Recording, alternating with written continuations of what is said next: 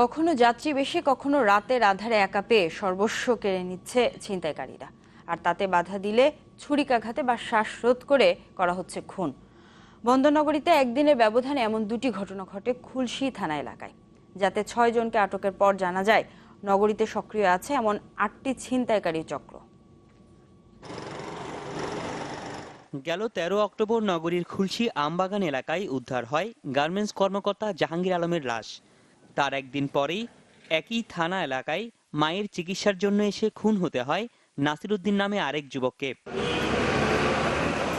ঘটনা তদন্তে বেরিয়ে আসে দুটি ভিন্ন ছিনতাইকারী চক্রের হাতে খুন হন এই দুই নিরীহ যুবক।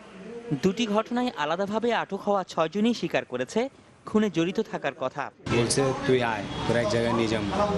বলছে সিএনজি তুলতেছে, ওটাই এরকম কাজ করে। থাবর চোবার দিছে, থাবর চোবার দিয়ে টাকা পয়সা নিছে। এতটুক যে ঘটনা ঘটে যাবে, মারা যাবে, তবে স্যার আমরা এতটুকু জানি না। নগরীতে হঠাৎ বেড়েছে ছিনতাইকারীদের তৎপরতা।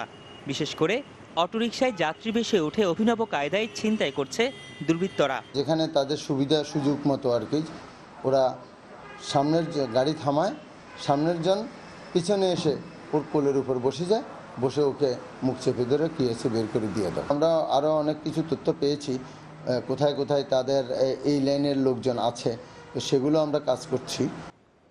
ছিনতাই কাজে জড়িত এমন 57 জনের একটি তালিকা আছে মহানগর পুলিশের কাছে, যাদের অনেকেই কারাগারে, আবার অনেকেই জামিনে বের হয়ে গড়ে তুলছে নতুন চক্র। নগরীতে এই ধরনের ছিনতাই কাজে সক্রিয় আছে 8টি চক্র। জামিনে বের হয়ে আবার অপরাধ করছে, সেই অপরাধ যখন আবার অপরাধ করতে গিয়ে আবার ধরা পড়ছে, আবার তাদেরকে জেলখানায় পাঠাচ্ছি।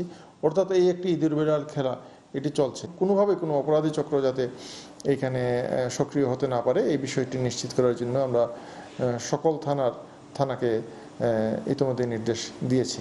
পাশাপাশি তালিকা অনুসারে এইসব অপরাধীদের নিয়মিত মনিটরিংয়ের কথা জানান পুলিশের এই ঊর্ধ্বতন কর্মকর্তা। সম্প্রতি যে দুইটি ঘটনা ঘটেছে এটি খুবই দুঃখজনক। রনি দত্ত, চ্যানেল 24, চট্টগ্রাম।